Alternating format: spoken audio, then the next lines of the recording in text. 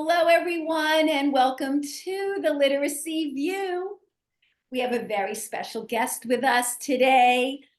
Some of you probably already know her, and she is a very special person. Her name is Kate Mayer, and Kate is a literacy advocate and co-founder of Everyone Reads Pennsylvania, a nonprofit organization with the mission to ensure that every educator and parent in Pennsylvania has the tools they need to help all students read to the best of their potential.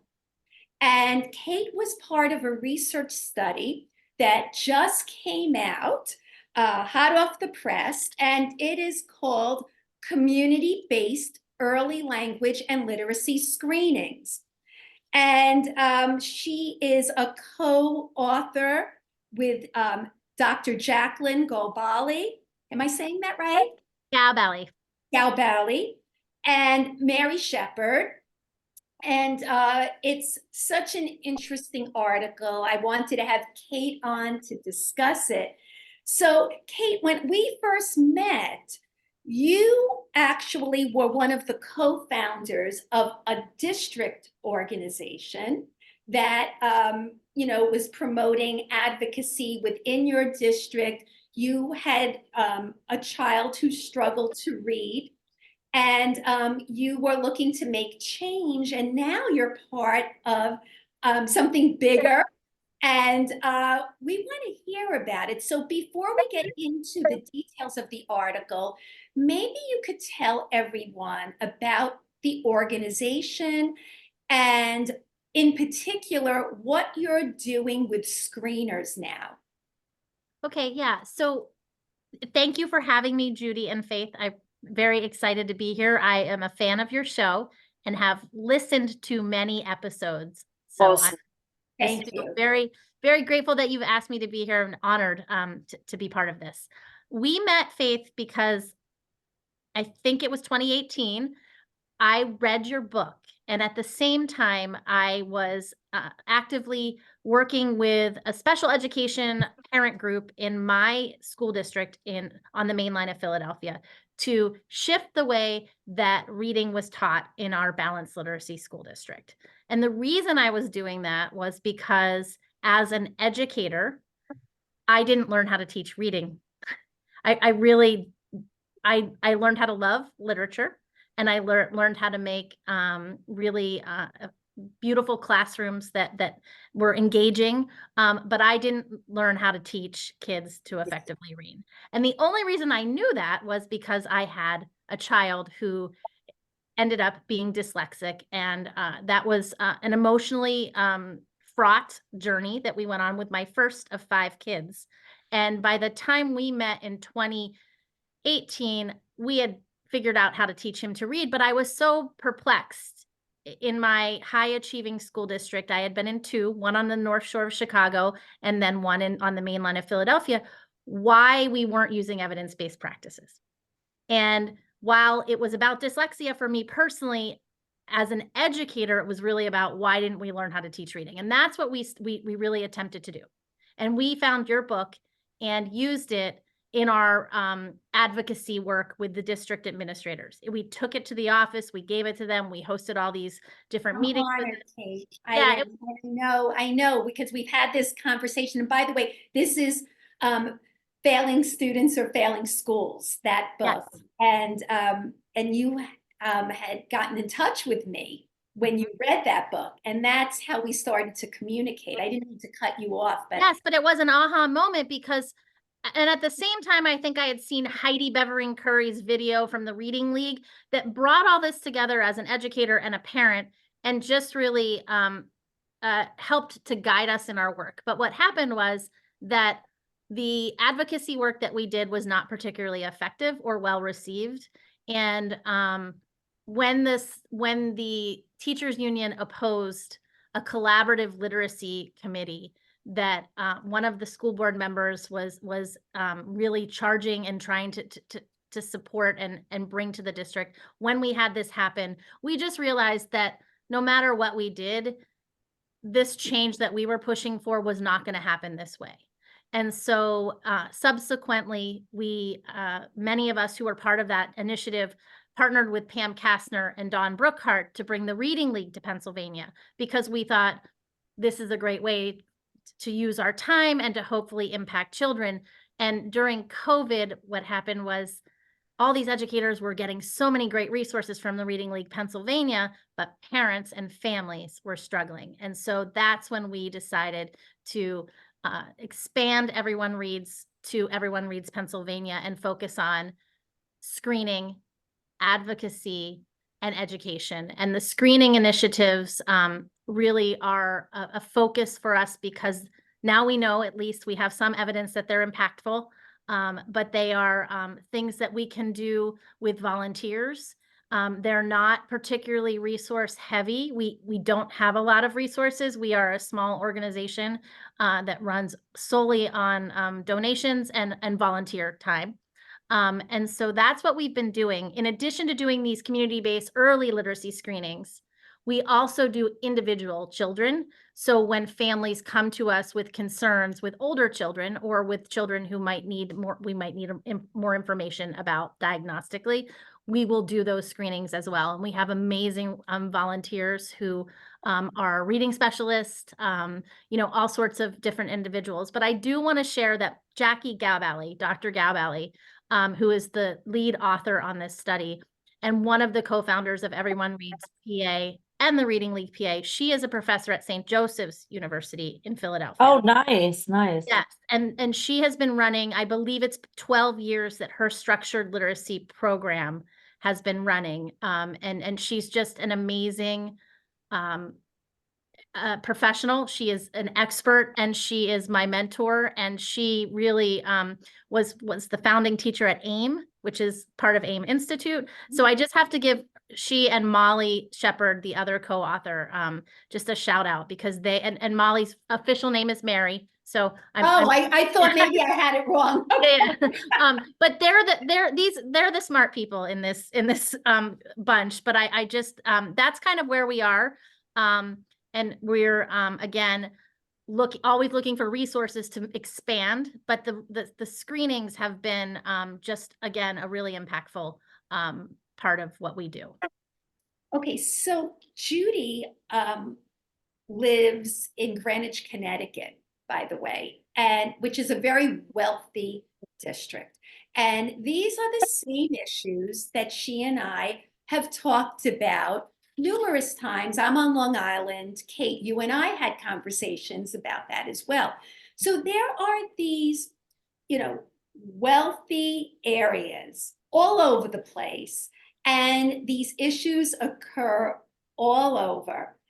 Judy, you see Kate is doing this type of work educating parents.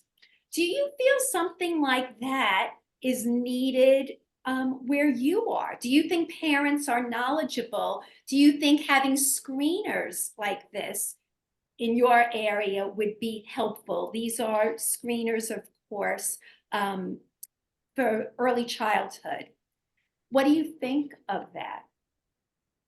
So I almost want to text Kate and say, hey, come fly down here, or let's get this going. I've been actually thinking of hosting parent workshops in my area, because although I work with the most brilliant clients and wonderful families, very often they don't really know. They figured that they moved to, a semi-wealthy area with good schools. When you look up the ratings, the schools are high, and that seems to be, initially the starting point. But then, many of them, their kids go to school.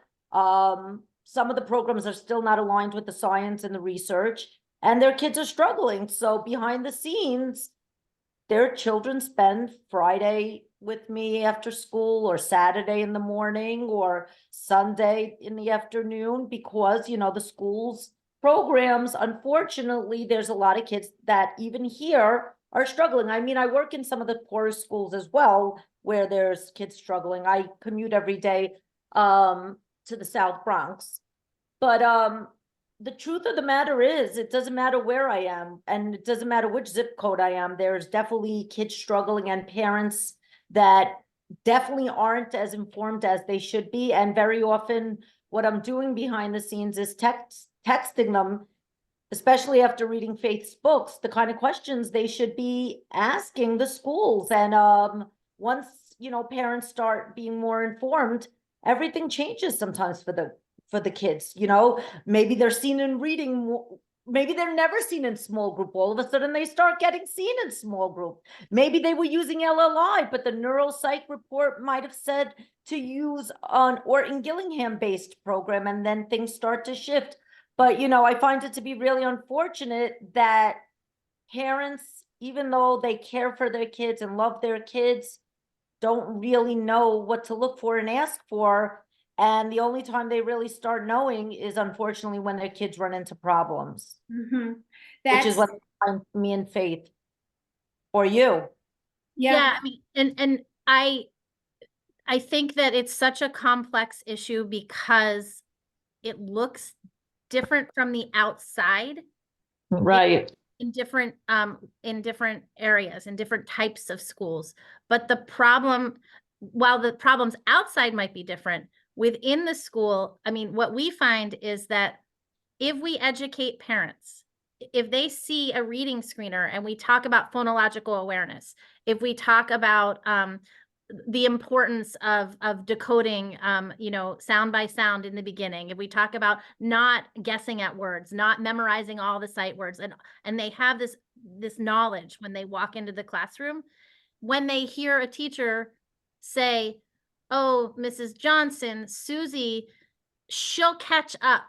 Don't worry about it. We see this all the time. She's young for her grade," or whatever it is. And I'm guilty of having said that. So this is not a teacher problem, right? This is a systems problem for all of us.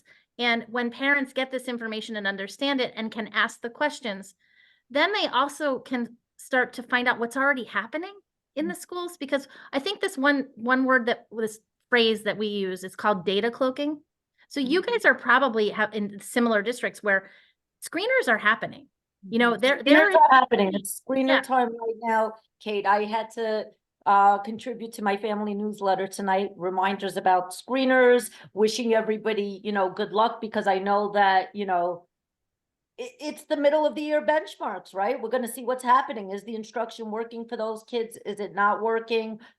And I know a lot of schools are going to get their screener data in now, and they still have a lot of work to do, because if the application piece isn't happening and kids aren't getting enough time to practice reading, guess what? Right. And they might not more even work to be do. sharing it.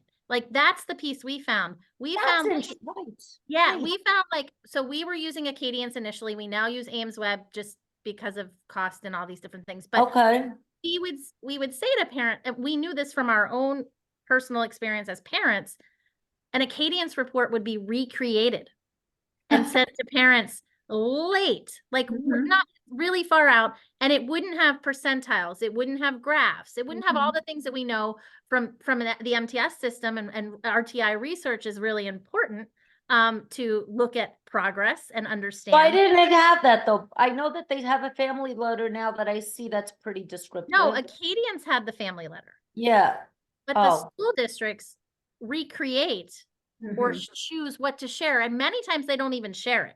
They might write it in an email, and the reason is because well, I shouldn't give the reason of school districts, but what we infer from that is that when you're given information, particularly and this is if you understand this stuff, because not every parent does, but if you're given percentiles and you see graphs that go like this instead of like this or like this, you can make many more conclusions from that as a parent that might align with your what you feel about your child, right? Because often parents have concerns and they trust, like you said, we trust that we move to this place that has the number one or whatever it is.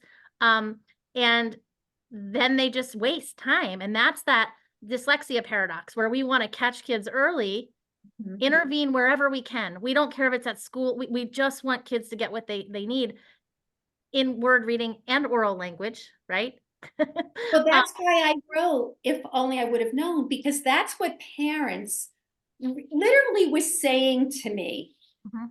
right after they understood what this was all about, while they would cry, through tears, they were saying, if they only had this information, if they only understood what was going on. And I realized after I wrote Failing Students or Failing Schools, I needed to take a step back and try to reach parents before they were in this mess, Yeah. hopefully trying to prevent some of these problems. That was the whole reason for that book. So, Kate, in looking at the article, Mhm. you use the Earlybird screener. Yes. Tell people what that is, explain a little bit about why that was chosen, and how you feel this is helpful for parents. Okay, so I'm going to give you kind of the backstory. Yeah. Our organization fell into the opportunity to support the launch of a kindergarten at a YMCA. We were asked to help them with their literacy program. Um, and when that happened, we were kind of a little late. They had already chosen their curriculum, which was Super Kids. That was the choice they made on their own. But we were asked to train their staff, which were very young, only one teacher, not even with a certification because they didn't pass their praxis at that time, and then 2 aides, a director, and another employee. So we were asked to train them and help them with their intervention. And when we were given that task, Earlybird had just come out, and I was familiar with Earlybird because I had been working at AIM Institute, and we had kind of they had been in touch and whatever. So one of the things we realized was that with the staff who were all going through AIM pathways, we had provided that training. They were so new and did not have any of this information. We needed a screener that they could easily implement and that would make sense to them. And this just was a good fit.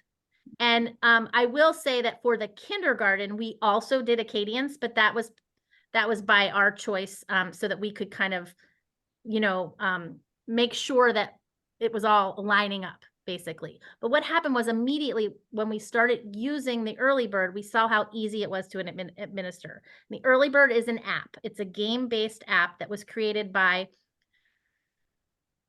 Nadine Gabb, and I think it's Yaka Fletcher. Is that right? Am I saying that out of Yaco, probably. Echo? Yes. Yeah. And they developed it with I think Boston's Children's Hospital. And it's a company, it's a for-profit company now, but they made this amazing product that is game-based and not really it doesn't require a lot of adult interaction to effectively administer it, and the kids enjoy it. And Mhm. so we started doing it, and the beautiful thing about it was it also looked at oral language and not just at phonemic awareness. RAN, which was another one that's not often part of a general battery, letter naming, letter sound. Well, And it just for everyone listening, I don't know if everybody knows what RAN is. So that is rapid automatized naming. yes. And that is something that is looked at that is predictive in terms of whether kids will have later problems reading. So I just Yes. want to put that And out. and such an important piece that it was so great to have all of that information. And what I would say that I think the most surprising piece was that oral language piece, because we all knew how important that was.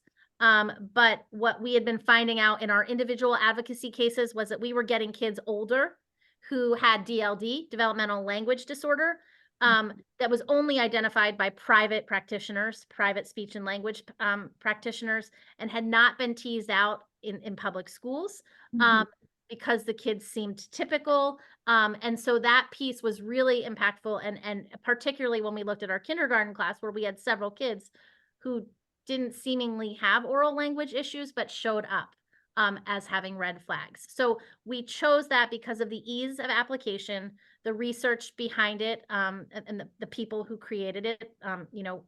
Jackie Gabelli looked at what is it called? The guide that, the thing that you write when you create something, it's the research guide, and I can't remember the name. But she went through that, and we decided that it was a really effective tool. The other piece was that we realized we could get out into the community really quickly with it, and we didn't need a lot of resources, and we could do it with volunteers. And so it was kind of just a timing thing where we needed something, and then we saw how we could use it to extend our mission in a way that was viable for us as an organization that did not have a lot of resources, either monetarily or people-wise. So this is fascinating. Judy, as you mentioned, you work in the South Bronx. And, you know, Kate, I believe Kate was doing this in a suburban community. At least that's what the article said. Basically, it was in a suburban area. Don't you think something like this, if it's that easy to kind of get people to administer this with not too much difficulty, couldn't this be something that maybe in your area where you work, that this could be something that is a possibility to help, where it could work with the school district to kind of I'm trying to think. So let me work this out in my brain a little bit. So right now schools are doing this, right? But schools are parents- screening, but not this. Schools are- do use Earlybird. So, I mean, that's their primary market, are schools. I think ideally it would be in like doctor's offices, you know, like there would be other places, and our model of community-based delivery kind of jumps in front of that school piece so that parents have access to the data, you know, separate from schools. Interesting, yes, that's really interesting. A lot of the schools in New York City, I think they're piloting now and making them into community schools so that it looks like it has more of like that community aspect. The school I'm working in, Faith, now is a community school. Really? So explain to everybody, because not everybody So knows what that means, a community school. I'm a little new to it, so I don't know as much as I probably should, but I know like there's a clinic downstairs, like there's like a full doctor's office downstairs. You could get medical treatment downstairs, eyeglasses, all of that, you know, one-stop shopping for care for your entire family. And I don't think you even need to attend the school to receive services Yeah. in that school. So I am familiar with it because with my work, my other life, we worked with this a little bit. A lot of places have piloted the community. Oh, and I've definitely seen idea. more specialized programs. Like one of the buildings that I work in has a program called the Horizon Program, which is an amazing, amazing program for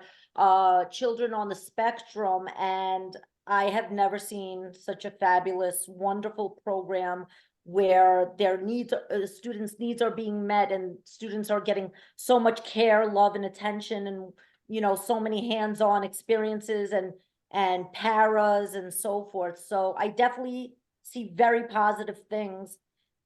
So I want to just jump in just to clear up. So for anybody listening, community schools, if you think about wraparound medical care, this is almost like a wraparound program, so that for families, they get help sometimes if they don't speak English or English is a new language.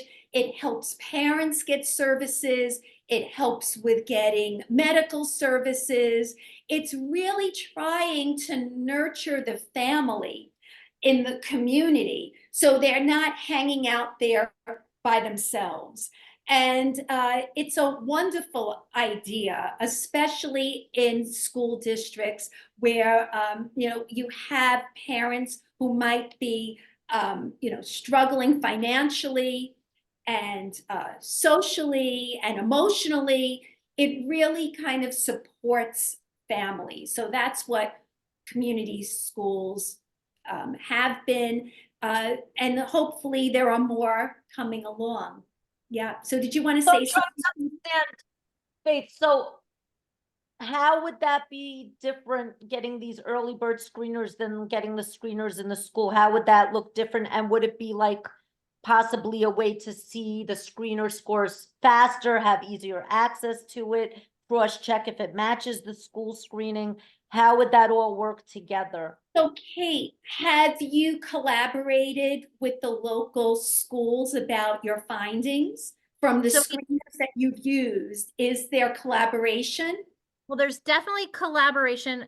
So we are focused on individual kids, right? Because remember, we started trying to focus on systems and it wasn't effective.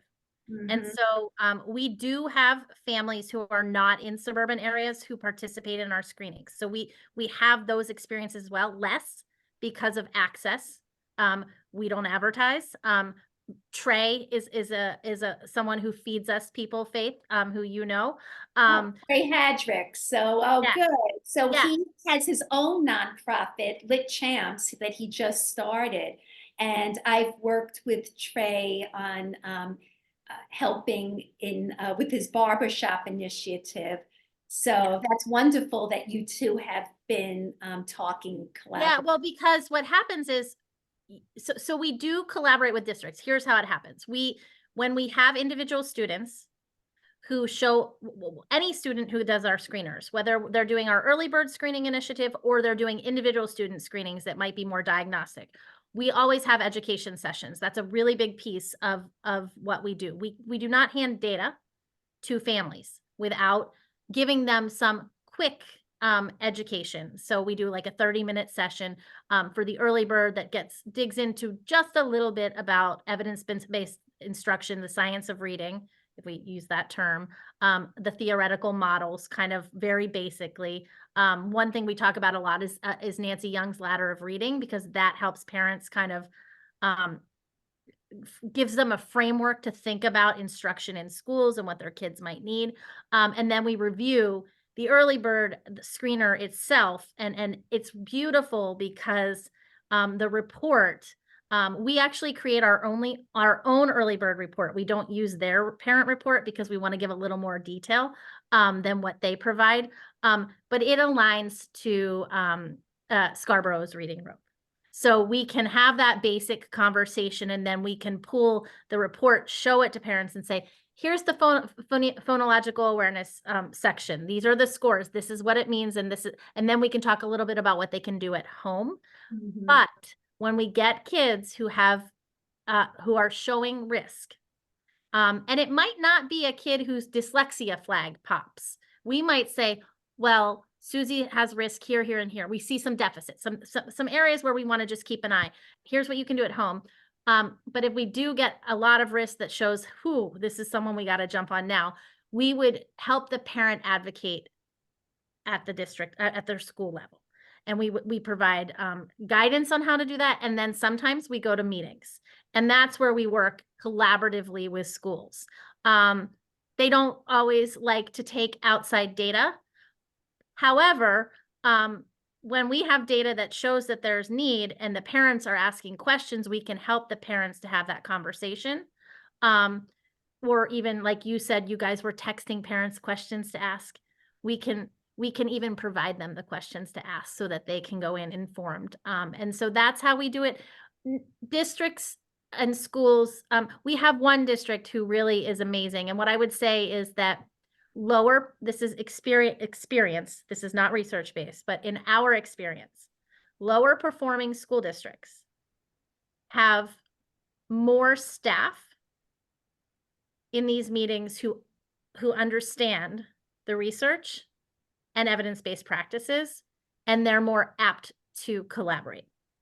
And they ask for support or what we recommend or what resources we have. We also partner with another nonprofit called Reading Aloud, which is Philadelphia-based, and they provide no cost or low cost sliding scale structured literacy tutors to families. So we can get families tutors, but they also provide those tutors in schools.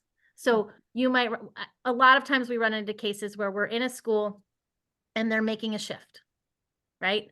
They might still be doing F&P, benchmarking, but they've brought a cadence in and they're looking at changing their curriculum. They're still doing LLI for intervention, and they don't have an early kind of intervention program that would be appropriate for these children.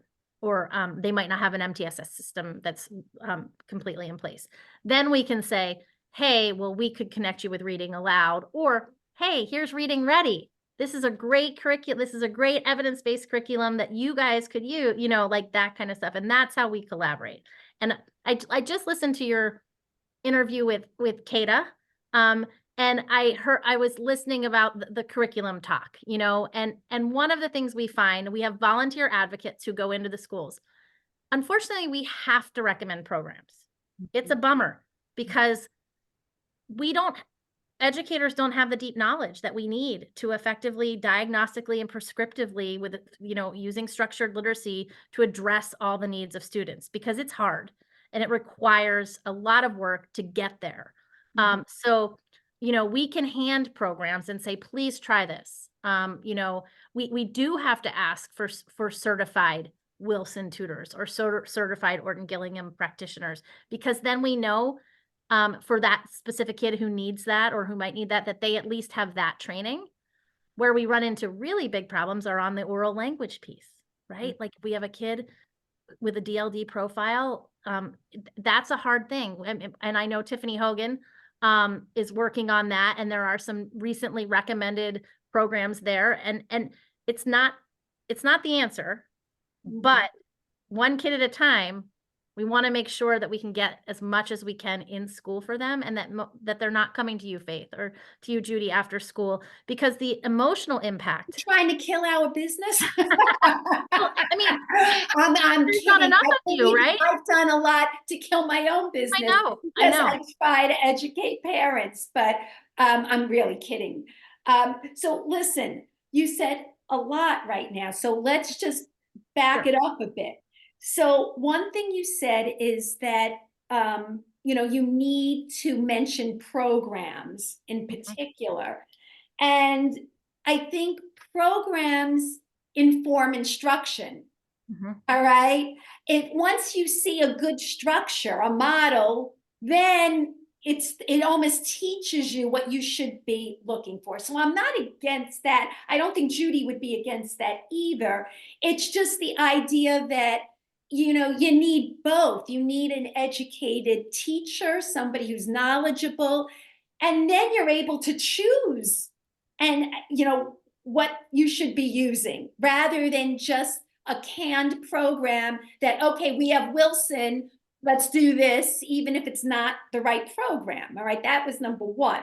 Number two, I think, and I'm going to turn this over to Judy for a moment, you also said that you feel that districts that are either low performing, or maybe they don't have as much money, they have more teachers there, and they are more open to the help.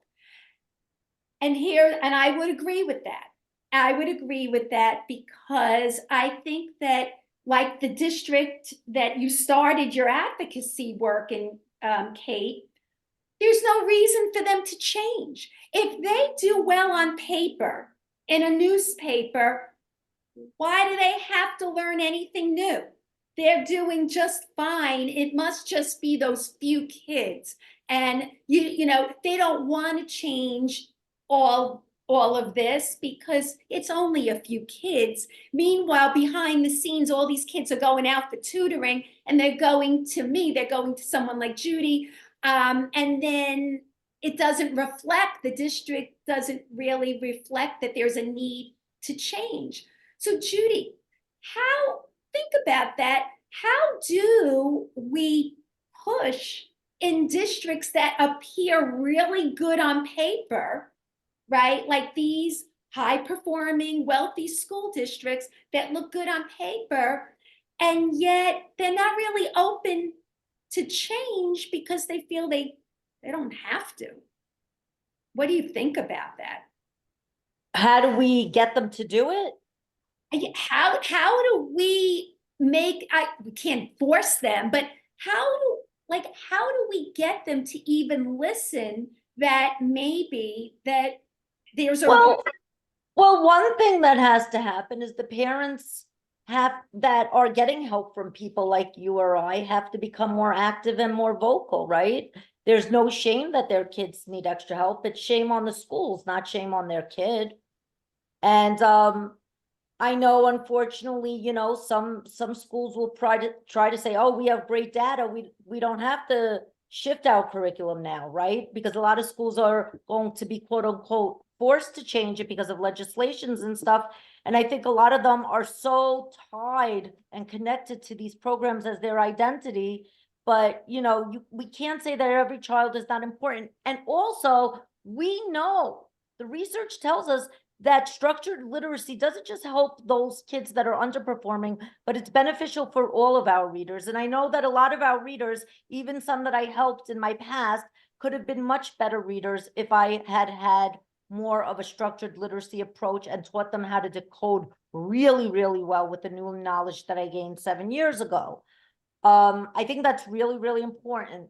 And I know you probably have more ideas, Faith, as well, right?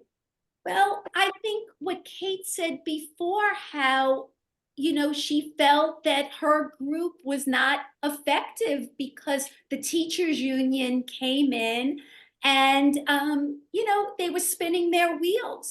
Kate, now that you're in this position, Mhm. would you rethink, would you have I done bet differently? I don't know. This is important to think about because Faith, I can guarantee you there are going to be so many people and so many schools trying to get waivers not to change their curriculum. I guarantee you we're going to see a storm of schools doing monkey business or saying this and saying that, and who knows?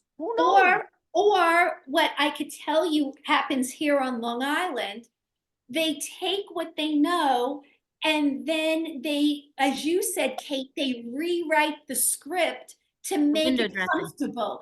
And so they call it a comprehensive literacy plan that waters down what we know is the effective part, but they use sound bites and slogans to make it seem like they're doing something really different, but it's not very different at all. Your thoughts, Kate? What are some things that you've learned along the way? It's really hard, and it's hard to talk about high achieving wealthy districts because we have so many districts where kids in large scale are not getting what they need. But what I see when I'm in those places is that the teachers are working just as hard or harder, and trying to learn as much as they can to implement structured literacy.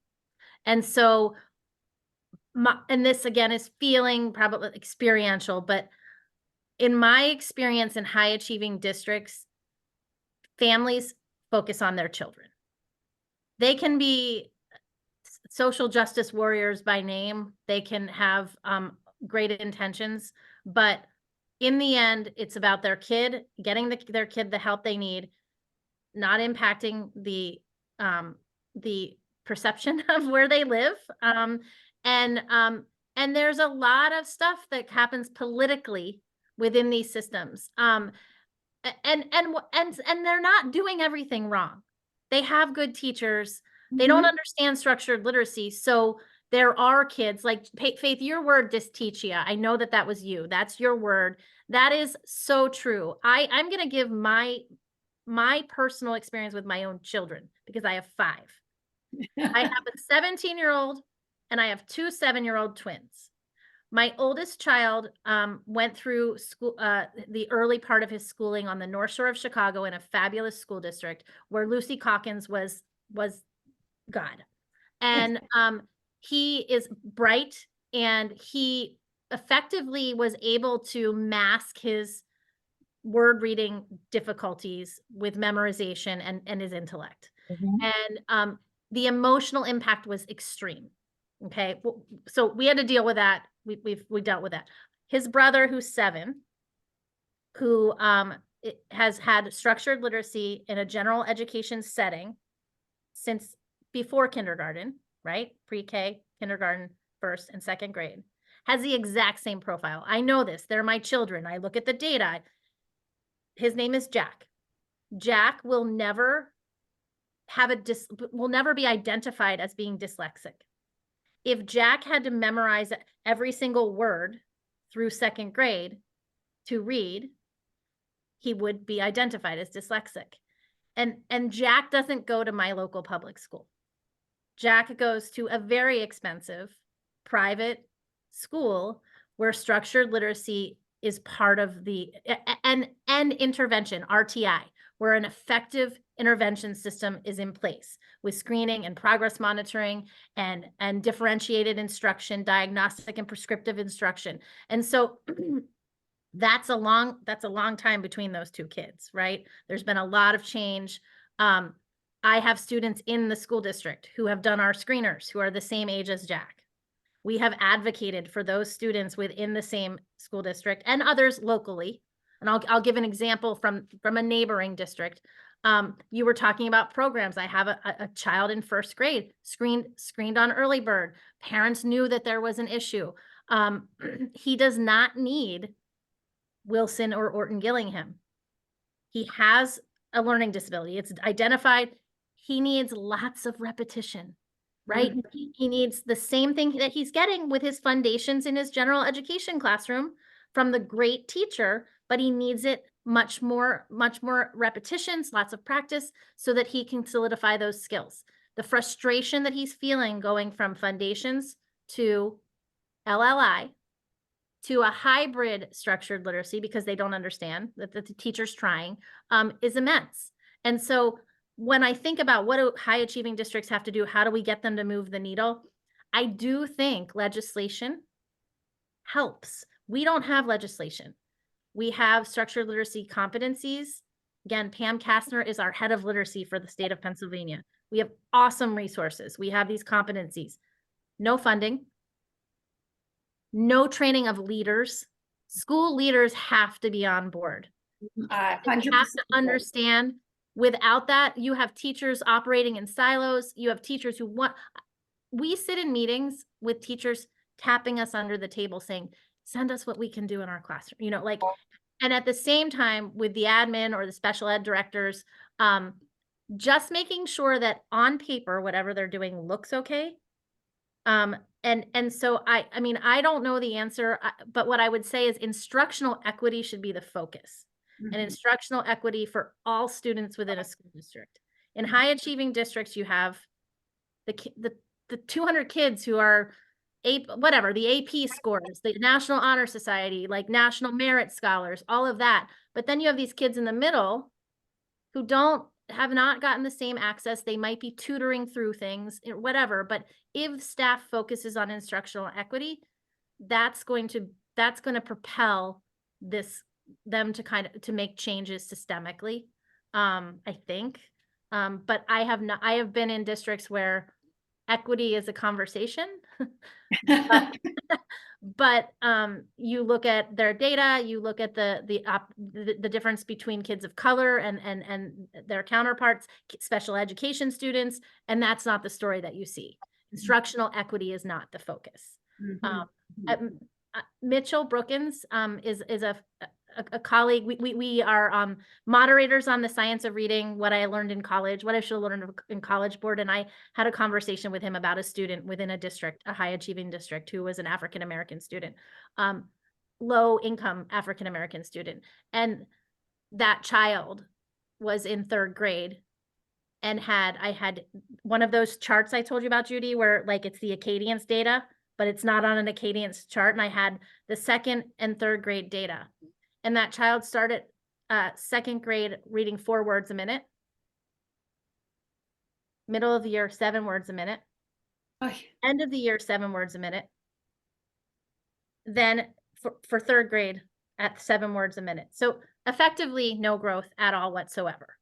And I would say that is actually going back. 100%, 100%. And I said, Mitchell, what do I do? How do I know that they're not giving this child what the other children are getting. I can see a white kid's IEP that's 65 pages, and I can see this child's IEP that's 20 pages. Parent has a language deficit, not that they don't speak a different language. They have like an oral language deficit.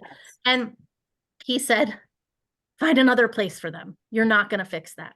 Like, you know, there's nothing I can do about that. I can't. And that's in a district where my kid or your kid might get at least something that like better, right? We're moving towards something, but because the parent didn't know what to ask for, they knew to say, my kid's not reading. They keep saying this, they keep saying that they're reading. They keep saying, so I mean, if I knew the answer, I would be dancing I would be hanging from the chandelier screaming about it. But I really, this is the conundrum we run into every day, which is why we focus on one kid at a time and hoping to empower families. Yeah. Kate, do you guys progress monitor the kids as well that you screen? Well, so we try, it's all kids, it's very different. We have kids as young as preschool, because now Earlybird is pre-K, K, first, and I think second just started right now, but I have to go in and look at my app. So we will take any of those kids on Earlybird. And then what we do is typically if we have older kids, like first graders or second graders who come to us and the parents talk to us, we'll look at their data from school. We then do continue to screen them, doing benchmarking, beginning, middle, and end. It's getting to them, right? And we have to have volunteers go out and do that. But we also send them to reading aloud, and reading aloud does progress monitoring. But I would say that it's not it's more uncommon that districts are not progress monitoring these kids. Like most kids have an oral reading fluency progress monitoring going on. They just aren't looking at it, or they don't know what to do with it. They're not adjusting instruction. I'm seeing in the city schools a lot of benchmarking, not as much progress monitoring yet.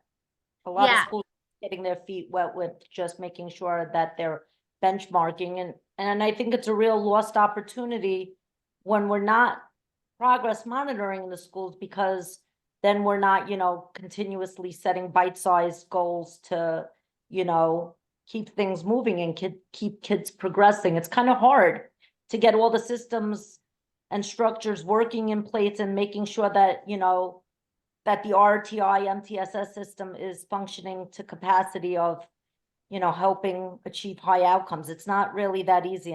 And you know, it's just frustrating, because it seems like there should be like almost like a magic formula of success. Why is it so hard for so many different schools and so many different, you know, states to come up with this formula of success? Shouldn't there, Faith, be like a formula of success?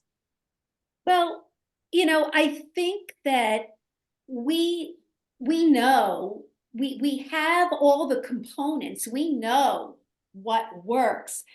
The magic is getting all the people on board to know and want to do what they're supposed to do. That would be, you know, if I could wave my magic wand, that's what we need, is to really get people all moving in the same direction and all willing. Why is it happening? Like, why does it seem so complicated? Like, why is every school struggling in its own way to get things moving? Why, Faith? Even with, I could still foresee issues in schools, even with common curriculum, even with mandated curriculum.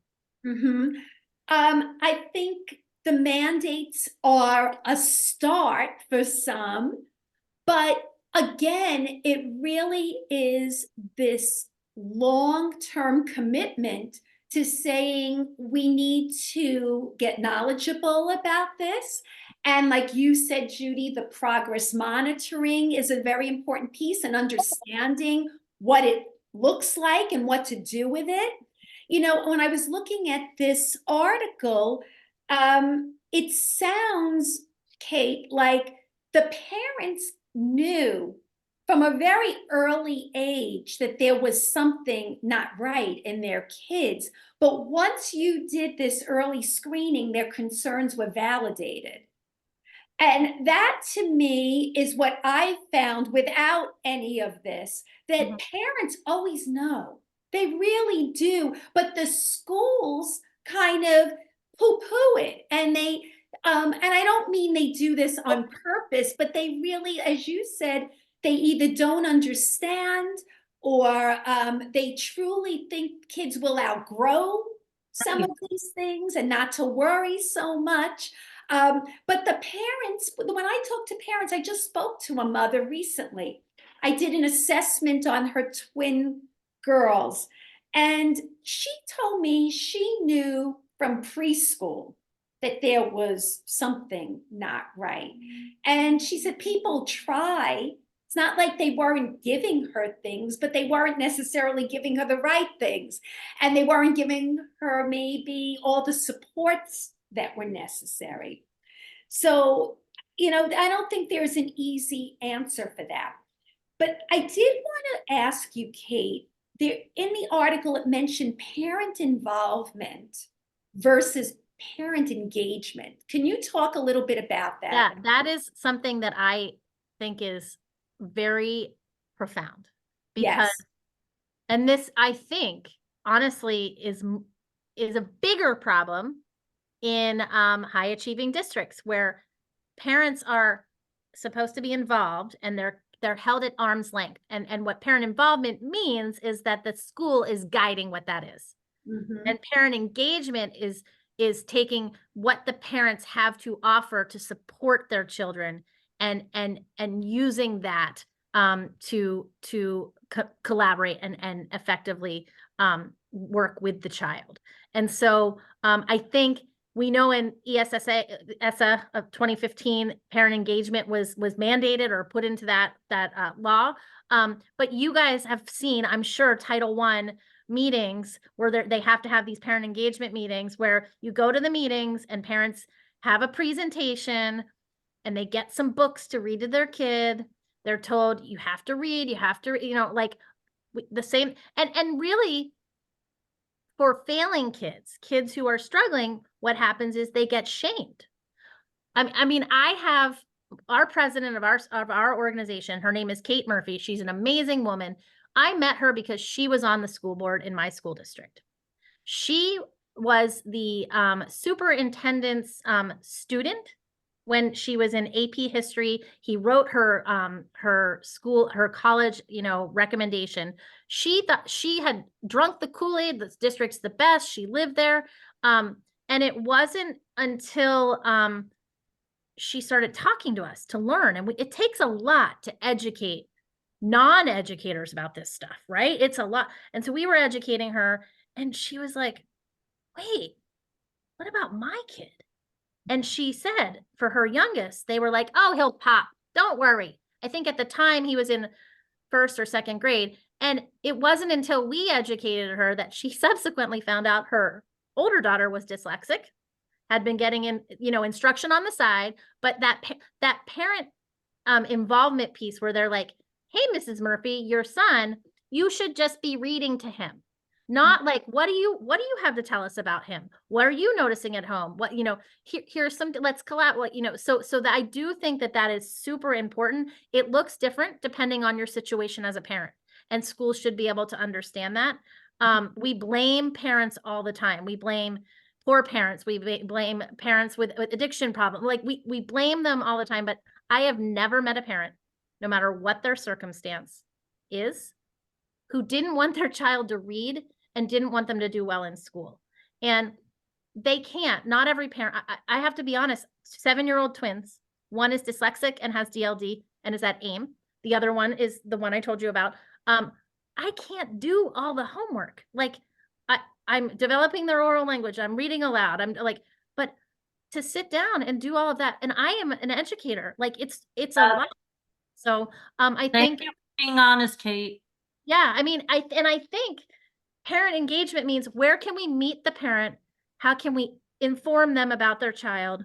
What can they effectively do? And how can we support that? And how can what they know about their child inform us as educators? And I think there was a study, and I read it and I don't remember the name of it, but I jotted it down because I knew you were going to ask about this. It was out of, I think, Ontario. It was in 2023. And they looked at parents' perceptions of their children and then word reading scores. And it says parental concern is an accurate screener for reading difficulty. So like the parent concern, and that's what we find. We don't get kindergarten parents coming to us who aren't worried about their kids. They're not Yep. going to the screener unless they have a sibling who's older, who struggled. That is so true, Kate. Yeah. I'm working with a family, and you know what? Parents very often, they feel it in their gut. They know that something is not going well. And it's funny because the screener in kindergarten only really looks at a couple of things on Acadians. It looks at decoding nonsense words, letter identification, some phoneme segmentation or blending. But parents could still feel, even if they are not expert at all those skills, they could still feel it. And I can tell you, and Faith, I'm definitely not tooting my own horn today at all. You should. No, I'm not. But I became a believer in structured literacy because it's so funny. A little guy that I was worried about, structured literacy approach using the books that Faith recommended, the ones that are read with the Tin Man and all of those. Oh yeah, the primary phonic ones. Oh, I love those. Primary phonics. Six Yeah. sessions later, Yeah.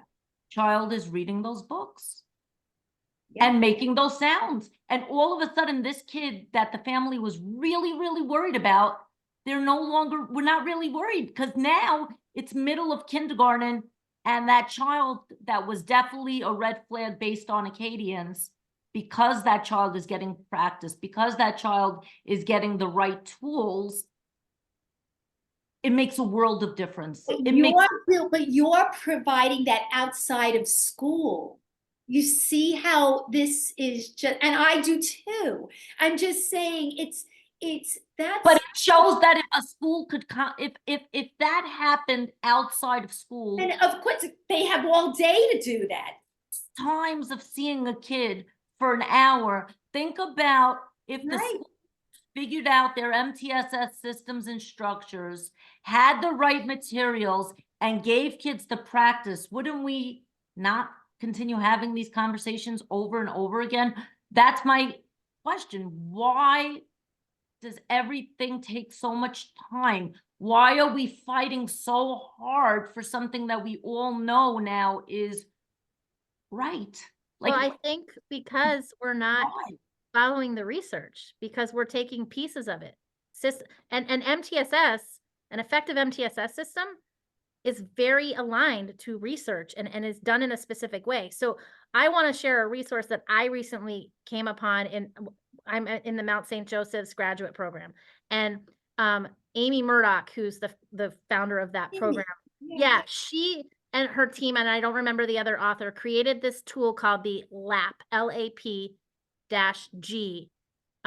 Literacy Assessment Something Guide. And it's basically a tier 1, tier 2, and tier 3 checklist. And I can't tell you how amazing it is. Judy, you should take a look at it because Can you share it with me? I will. Yes, I will email it to you. I'll email it to both of you, but it's that implementation science piece.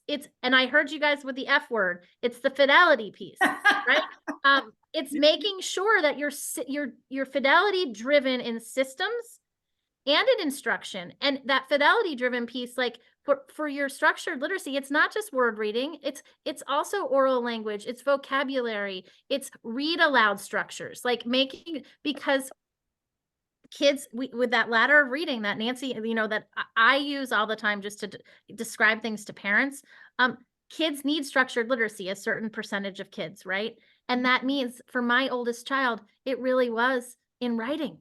Like he needed explicit instruction at the sentence level. He needed it, and not because he didn't have the verbal skills, but because he just had to have that practice and that instruction. And that, I think, knowing that has to happen across all tiers, and the leadership has to be on board and understand it. It can't be an absent leader. I mean, Angie Hanlon, do you know Angie, Faith, who I think she was in Missouri when she did this whole turnaround, and she had worked with Patty Montgomery, who's at Schools Cubed, who came in and helped her, where they literally transitioned their entire 95% free and reduced lunch, very transient population, by really sticking to being fidelity driven across all tiers and in every, you can't have MTSS without progress monitoring. Mhm. Straight up. Right. Cannot. And you cannot have MTSS without flexibly moving your groups based on that progress monitoring. Exactly. And you can't have MTSS with F&P. Sorry. No, hardly, hardly. And that's what I really hope But start Judy, you didn't come in clearly. Speak up again. it's hard when you're like working after you benchmark kids, which is what most teachers will be doing now, because benchmarking is open in New York City and all over the country right now. It's very hard when you get that data, you spend time with teachers grouping those kids, and then you pray after that they're seeing those kids that are in those groups and providing those kids those tools. It's like sometimes it's like strange, like you want to believe that the teachers are using it and you hope that they are, but you're kind of not sure. And it's like, it seems like it's like a no-brainer. Just use that data. It's there for a reason. And it's like, how do you get to motivate people to realize how important, that screener data is in, driving our instruction? I think sometimes like they'll work on like the comprehension skills, which it's great, but isn't it really important in K-2 to really, really prioritize teaching kids how to learn to read rather than working on theme and central idea and main idea? I mean, that's important too. Yes, knowledge building is important, but like, let's get our priorities right. The foundational is so important for the young ones. Well, and the knowledge building is and oral language and language comprehension development really at that point in time can be happening with structured literacy routines in the classroom that are known to the students and are the same each day, that there has to be a clear scope and sequence, which is why curricula are important, right? Because it's hard to do that as an educator. How do I plan out all my vocabulary words? How do I know that I'm hitting tier 2 vocabulary? How do I continue to do that? But I think that it's confusing. I only know what I know because I've been thinking about this for 10 years while my 7 year, really, I mean, I've been trying to figure it out as much as I can. Data is so helpful. Exactly. It is the particularly for the word reading piece. I wish it was as easy with comprehension to intervene. It's complex. We need our SLPs in there. We have a disconnect at the school level with SLPs who say we don't work on literacy. Language providers, yeah. Yep. I mean, we have, again, our systems, what we see, because we've had families go to due process, we've had all sorts of things. What we see is the systems, again, support the adults. And even the systems, even a due process hearing officer will often not care if evidence-based practices are used, if it looks good on paper. Oh, I mean, and they don't know data. Like that. Can you elaborate on that? Can you just explain that a little bit more? What you just said? So if there's an IEP that has been generated and there are progress, quarterly progress monitoring reports for a kid with an IEP, it doesn't matter what data they're using. Like we've had a case where an expert comes in, like a real expert, I'm not going to say their name, talks about it, and you can still tell from the questions the hearing officer is asking that they have no idea.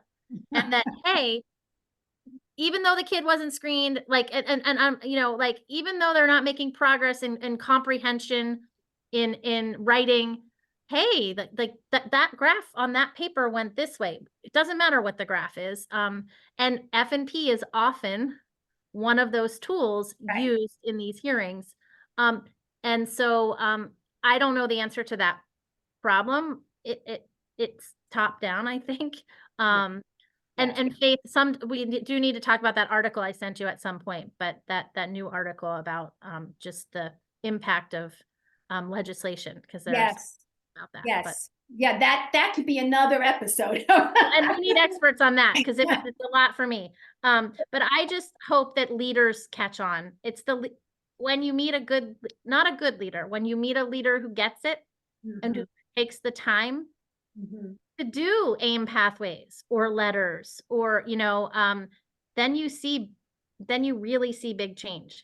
100%. It's all about leadership. Kate, I have one more question for you, and then we'll see if Judy has anything else or if I didn't ask you something. But I went in, you mentioned Trey before.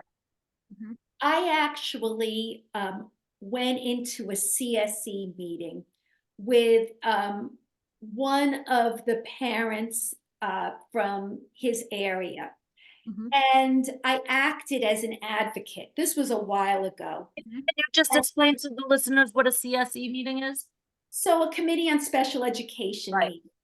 And this school was shocked to see me come on a Zoom call on this meeting because they weren't used to parent advocates.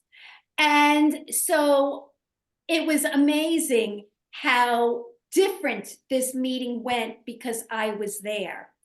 And clearly, the parents did not have the knowledge to be able to ask the questions that I asked. And I just want to know about that in terms of the work that you're doing. Are you training people to actually be advocates in neighborhoods where they really don't have advocates or cannot afford advocates? So that's the goal. Okay, that's a good goal. What we're doing is we are advocating for those families.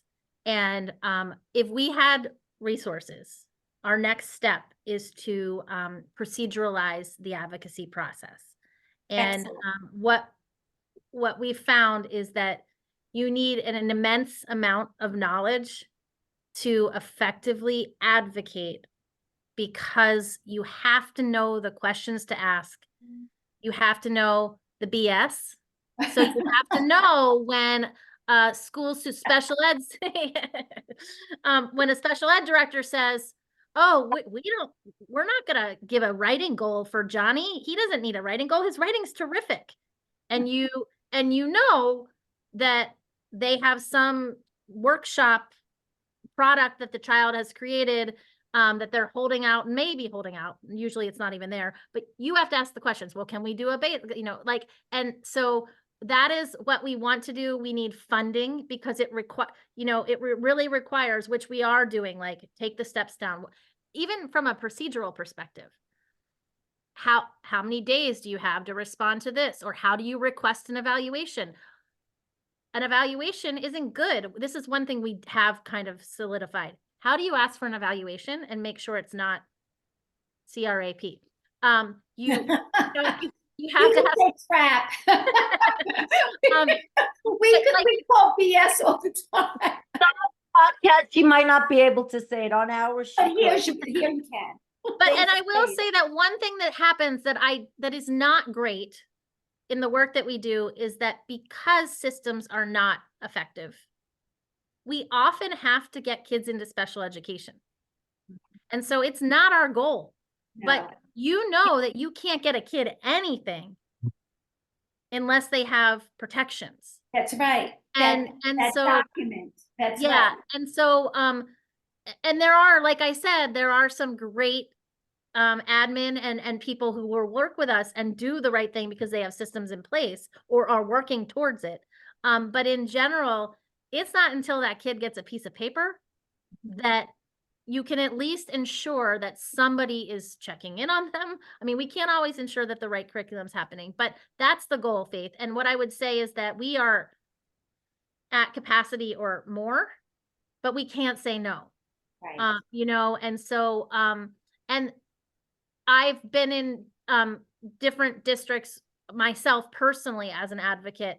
And I will say that, again, in those districts where they're not high achieving, things might happen like in a better way for those families. One of the things that happens that's not talked about a lot is that kids are placed in other places, like in other schools, which can be good for the kid. But it's not an effective practice for kids whose families can't, get them there. to the school. Even if there's busing, like they won't be able to pick them up. If there's not free lunch at the private school, even though it's the best instruction, like how do you work that out? I mean, we have Yeah, logistics, it's very, it's. kid I told you about today, Yeah. that one with this, the 4.77 oral reading fluency, that's the conundrum we're in right now. Yeah. You know, so, I mean, I think the advocacy piece is huge. It does impact change. Yes, For sure. It does. yes. Judy, any questions that you have that maybe we didn't talk about yet? No, I think Kate covered it all. I just hope that whatever work she's doing, is it spreading out of PA? I mean, Judy, we can easily share how to do the early bird screening initiative. It's really not super expensive. I mean, you have to pay for the screener. And you get a lot of volunteers because all those parents who you're helping, like parents of dyslexic kids are, you know, who push for change, right? They want to help too. You know, so I mean, we're happy to talk to whomever about it. I mean, that's the goal. Sounds like you're doing a really great job. I hope that, it scales up. Me too. We need Yes. money. If anyone has any money, we'll take it. Yeah, pass it along this way. So Kate, anything we didn't cover that you want to add that we didn't ask, or any last thoughts? I just think that the importance of all strands of literacy and remembering that we have just as many kids struggling on the language comprehension side. You know, 50% of dyslexic kids have comorbid DLD. We know so much less about what to do in schools for that.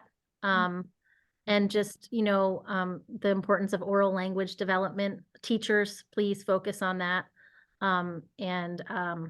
Thank you for all the work that everybody's doing. There are so many people pushing the needle, trying to push the needle. And Judy, you're in it every day. You know, the system stuff is really hard. Yeah, yeah. So everyone, I just want to mention, so this is Everyone Reads Pennsylvania. You could look them up. You could chat with Kate Mayer.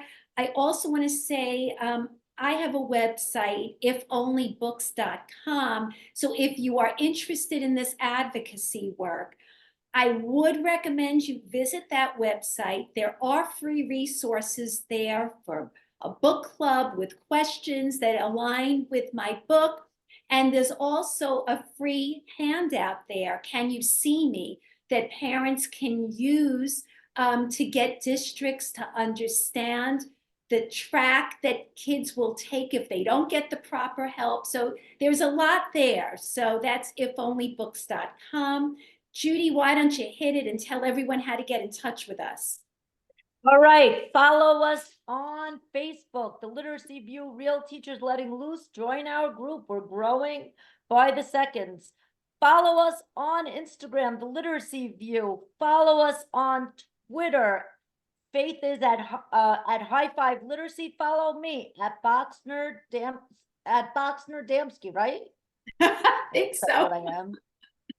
I'm tired, Faith. It's been a long day. It's okay. They'll find us. All right. So, oh, and subscribe to our YouTube channel and subscribe to our Buzzsprout. And also you could find us on Apple Podcasts, Spotify. And the biggest thing that you could do for us is share our content, retweet us, reshare us on all media platforms, including Facebook, Instagram, etc.